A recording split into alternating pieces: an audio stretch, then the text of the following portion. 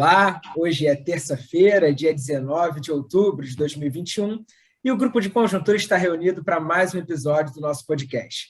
Eu sou Gabriel Chianca, aqui comigo estão os pesquisadores Antônio Lixa, Francisco Eduardo Pires e Margarida Gutierrez. No episódio de hoje, o Grupo de Conjuntura se permite um voo um pouco mais alto, se distanciando um pouquinho da conjuntura mais imediata e olhando para as condições de longo prazo e crescimento da economia brasileira. Queria convidar, primeiramente, o professor Francisco Eduardo Pires. Olá, parece um pouco irônico que a gente vai olhar para o longo prazo, né? Se descolar um pouquinho da conjuntura no momento em que a conjuntura está pegando fogo, né? Nesse momento em que nós estamos gravando aqui o nosso podcast, o dólar está disparando e a Bolsa de Valores despencando, né? Mas nós vamos justamente nos permitir nos descolar um pouquinho de mais uma de inúmeras crises conjunturais de curtíssimo prazo pelas quais nós temos passado e tentar olhar um pouco, digamos assim, com um certo distanciamento, né? A gente vai aproveitar aqui que o FMI atualizou na semana passada, quando ele lançou o Perspectivas da Economia Mundial, né? Que foi até comentado aqui no podcast semana passada. O FMI atualizou a sua base de dados, né? Que contém um grande número de informações estatísticas de todos os países do mundo e grupamentos de países de 1980 até a atualidade, né? Então, aproveitando esses dados super atualizados, vamos comentar o crescimento de longo prazo no Brasil. Talvez o conceito mais relevante a esse respeito seja o crescimento da renda per capita, porque esse está refletindo digamos assim, o nível de vida, o padrão de vida, né? Por ser renda média, o padrão de vida de cada indivíduo, de cada indivíduo dentro de um país, né? Então, se a gente fizer esse percurso de longo prazo, a gente vai ver que de 1980 até 2020, portanto, nos últimos 40 anos, a renda per capita brasileira, medida uma medida especial, que é em termos reais, em dólares, de paridade do poder de compra da moeda. A melhor medida, na verdade, para comparar países, etc.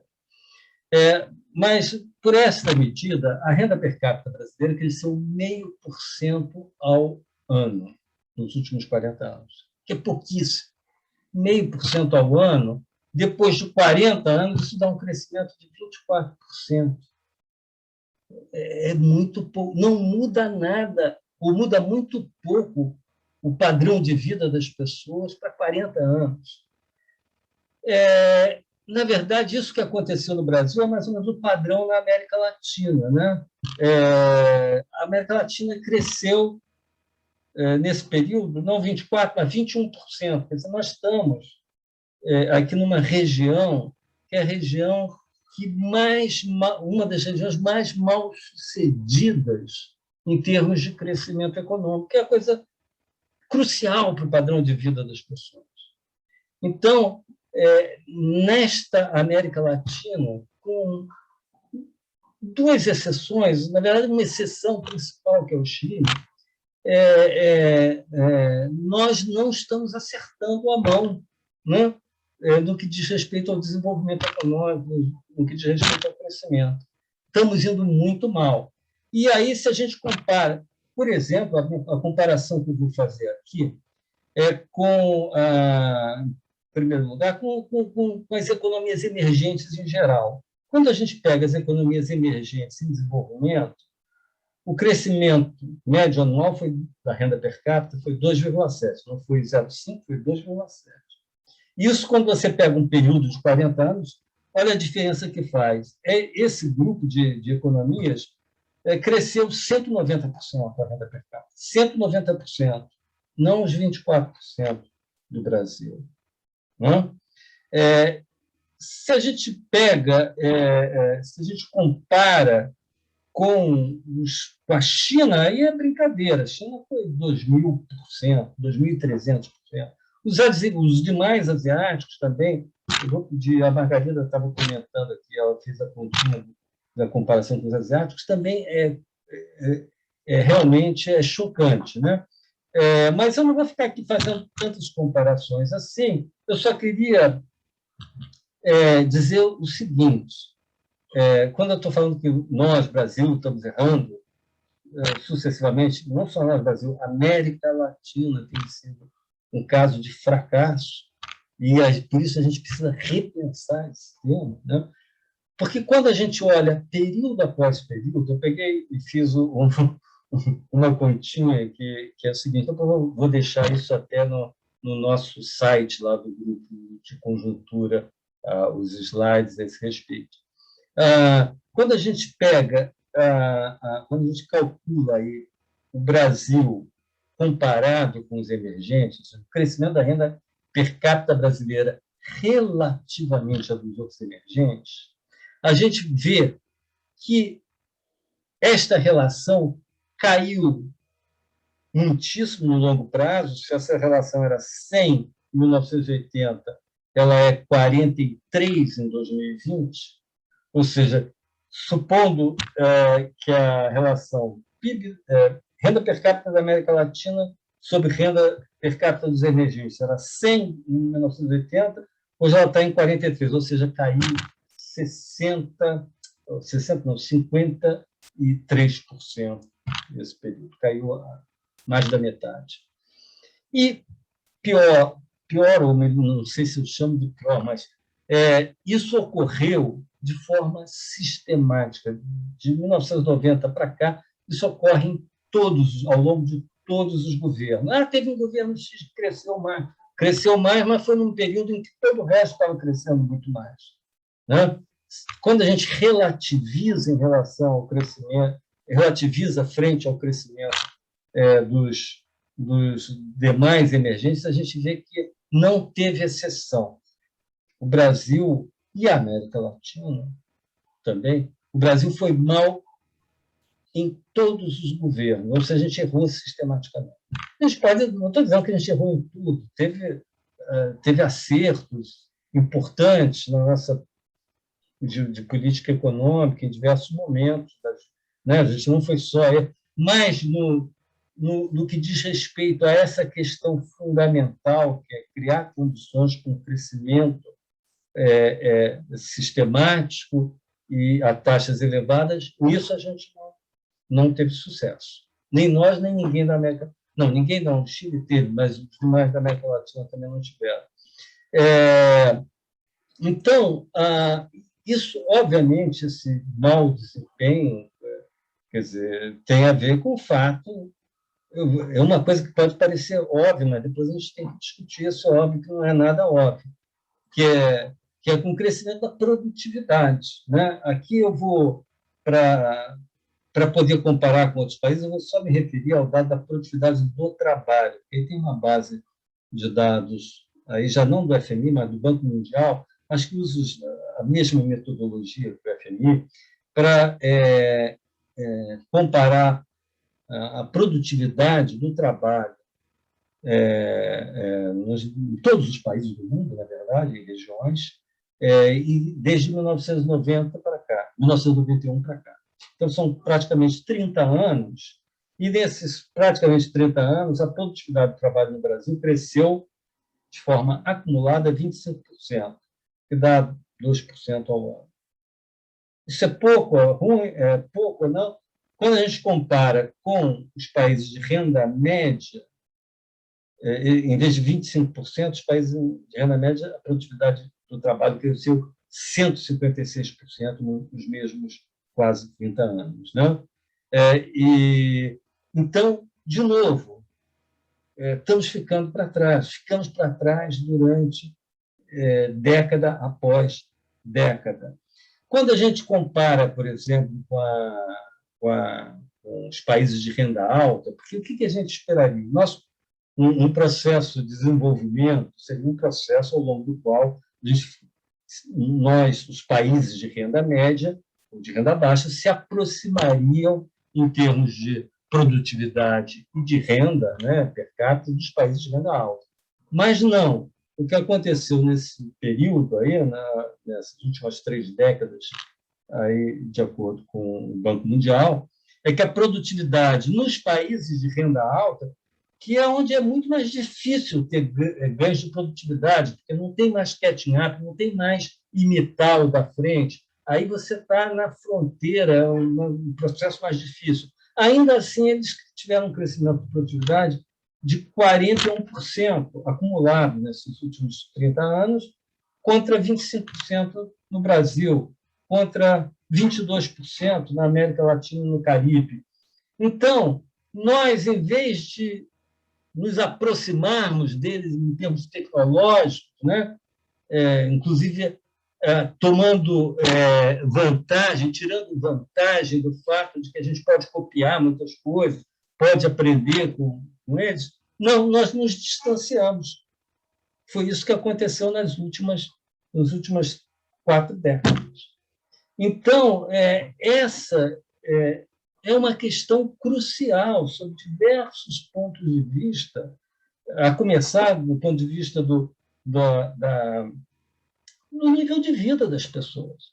Né?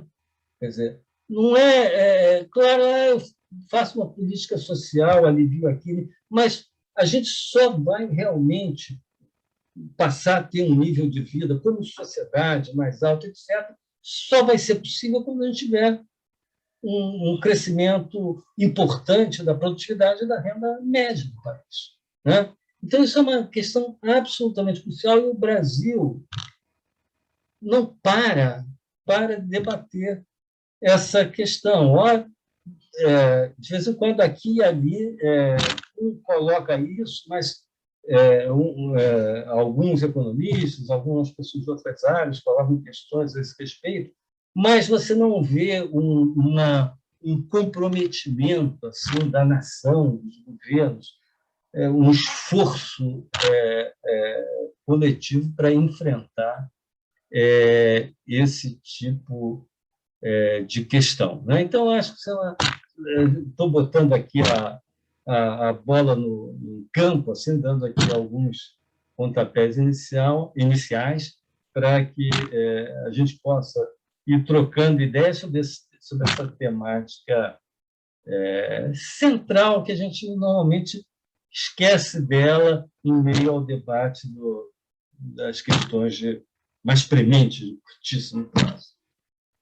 Então, a bola aí está com vocês.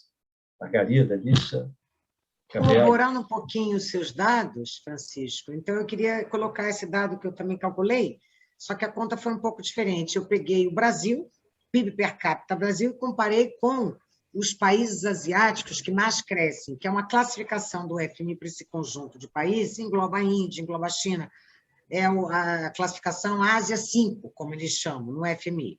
Então, aí os dados são realmente muito dramáticos, né? Então, considerando 1980 igual a 100, o Brasil está na mesma posição relativa desses países asiáticos que mais cresceram ao longo desse período.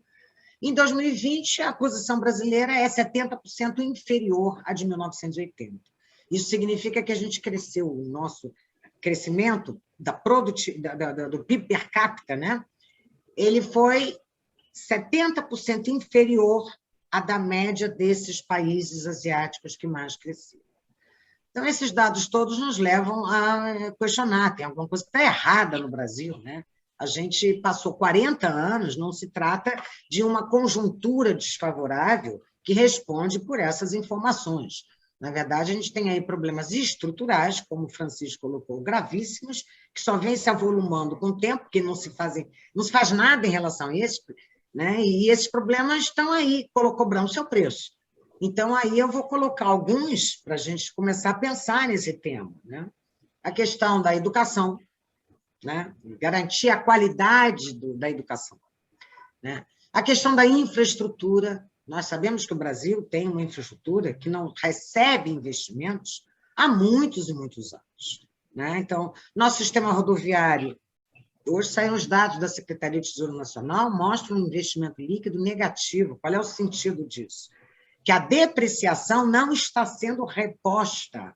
É a rodovia que está com buraco e vai continuar com buraco, né? Esse é o conceito, seguindo aí as recomendações internacionais. Uma publicação muito interessante, né?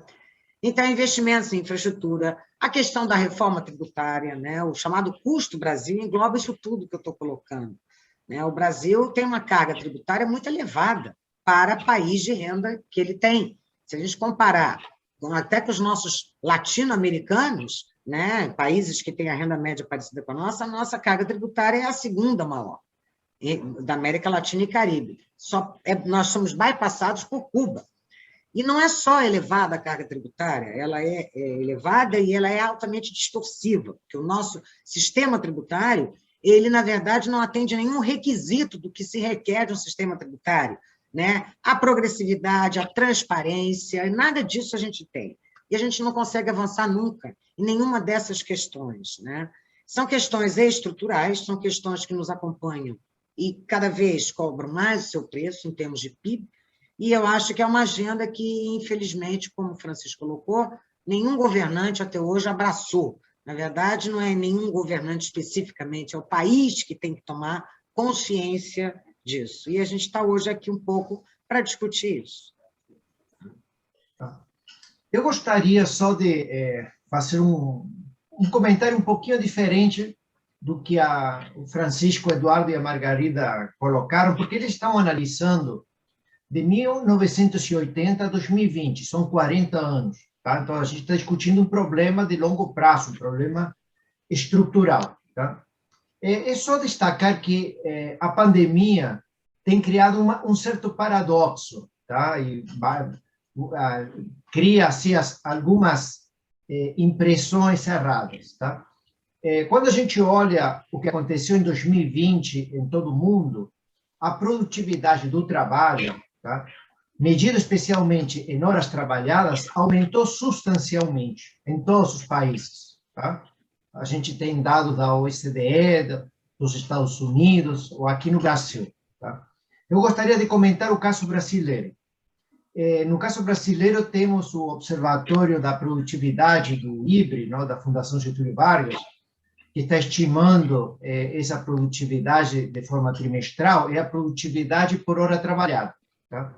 E eles mostram que no segundo trimestre de 2020, comparado com o segundo trimestre de 2019, tá? Quando não tinha ainda a pandemia, a produtividade do trabalho, por hora, medida em hora trabalhada, cresceu incríveis 25%.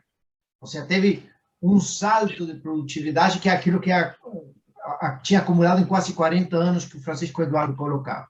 Tá? O problema é que isso se deveu, basicamente, a alguns problemas de que os setores que foram mais afetados pela pandemia eram setores menos intensivos, não, com menor produtividade, e também foi muito afetado na pandemia o trabalho informal. Tá? Mas quando a gente olha do segundo trimestre de 2020 para cá, ela já caiu, a produtividade caiu. Tá? Comparado o segundo trimestre de 2021 contra o segundo trimestre de 2020, a produtividade já caiu 13,6%. Tá? É claro que quando a gente olha o segundo trimestre de 2021 contra o segundo trimestre de 2019, ainda a gente está 7,8% acima. Tá? Mas nos próximos trimestres, essa produtividade do trabalho vai continuar caindo, tá? Na medida que os setores menos produtivos voltem à normalidade, tá? Que basicamente estão dentro do setor serviços, voltem à normalidade, que o trabalho informal retorne à normalidade, a gente deve voltar mais ou menos ao mesmo nível de produtividade que tínhamos antes da pandemia. Então, a pandemia vai ser uma espécie de trégua nesse cenário de queda da produtividade. É claro que vai ser uma trégua de 1 ano e meio, digamos assim. Então, é um tema conjuntural que não trata do ponto que a gente está discutindo aqui neste momento. Tá? Então, era só para destacar esse contexto do que aconteceu em 2020 e a surpresa do aumento da produtividade, mas foi provocada por um evento muito específico, que foi a pandemia. Eu acho que esse ponto que o Lixa levantou, quer dizer, ele serve mais para a gente olhar os dados de 2020 e não se enganar com eles, né? Por causa dessas razões que o Lixa deu, né? Esse aumento da atividade foi principalmente com efeito composição, ele vai se desfazer e vai desaparecer, né? Então, não é esse efeito que a gente quer, não é esse aumento de produtividade que a gente quer. E aí eu volto porque a gente quer efeito de produtividade que seja sustentável, que tem a ver com o aumento de eficiência de cada setor, e não como, de repente, o setor que de mais baixa produtividade, enfim, se encolheu por causa da pandemia. Então, como é que a gente faz para aumentar a produtividade? O que deve estar na nossa agenda, né? A Margarida já colocou aqui várias questões, da educação, a infraestrutura, né?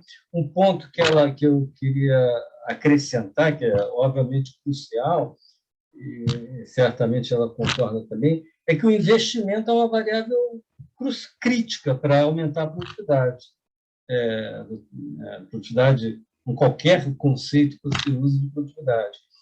E o aumento do investimento, ele só pode vir, ele só virá quando nós formos capazes de criar uma conjuntura macroeconômica que seja que favoreça os investimentos, uma conjuntura macroeconômica propícia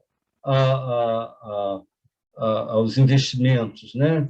Então, uma conjuntura macroeconômica em que você tenha uma previsibilidade maior do futuro, que você tenha preços relativos no lugar, inflação controlada, taxa de juros em níveis mais baixos, enfim,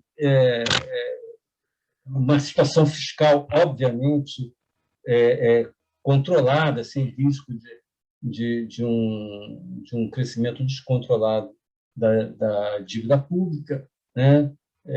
E aí, inclusive, aproveitando a deixa, né, dessa questão da dívida pública, eu queria dizer o seguinte: a gente conseguir uma trajetória de crescimento alto é crucial, inclusive para resolver esse problema da dívida pública, né?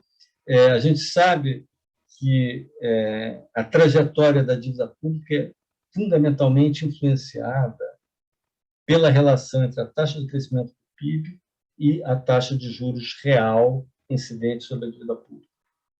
Quando você tem uma taxa de crescimento do PIB superior à taxa de juros real, que é o que tem acontecido sistematicamente nas economias avançadas, isso contribui enormemente para você ter uma trajetória da dívida pública controlada. Na verdade, quando você tem essa condição, a dívida pública não explode. Em qualquer déficit primário, ela não explode. O contrário tem acontecido no Brasil, onde sistematicamente, seja porque a gente cresce pouco, seja que por conta dos nossos problemas macro, a gente acaba tendo uma taxa de juros muito alta, a gente tem tido sistematicamente uma taxa de juros incidente sobre a dívida pública superior à taxa de crescimento do PIB. Isso aí agrava substancialmente a nossa crise fiscal, né? Põe a gente sempre à beira, nos coloca sempre à beira de uma trajetória de descontrole da dívida pública, né? Mas, enfim, está querendo acrescentar mais esses dois pontos aí ao que Margarida e Lixa já tinham falado. Gabriel, não, desculpa, antes de passar para o Gabriel,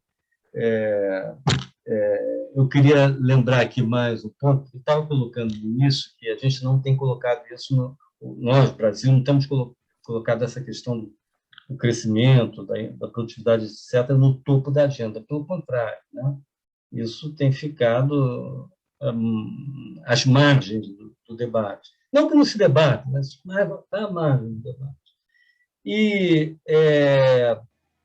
eu queria lembrar que há poucos anos atrás, o IPEA até lançou um livro muito interessante, 2 volumes, sobre produtividade, e em alguns trabalhos, são trabalhos muito interessantes, acho que ainda hoje são muito úteis aqueles trabalhos que estão lá. Mas uma coisa que se percebe ali é que a produtividade nas grandes empresas brasileiras não é tão menor do que nas suas congêneres nas economias avançadas. A gente fica para trás em quê? Na produtividade das médias empresas, que é muito abaixo das pequenas empresas, e na produtividade sistêmica, quer dizer, essa questão da infraestrutura a qual a Margarida se referiu. Então, a gente tem que aprofundar esse diagnóstico para, inclusive, saber aonde atuar, né, para a gente ter essa agenda mais de longo prazo de aumento da produtividade, da qual faz parte, evidentemente, de criar um ambiente macroeconômico propício também. Bem, hoje essa foi uma parte da nossa conversa, numa visão de mais longo prazo, perspectivas sobre crescimento para o Brasil.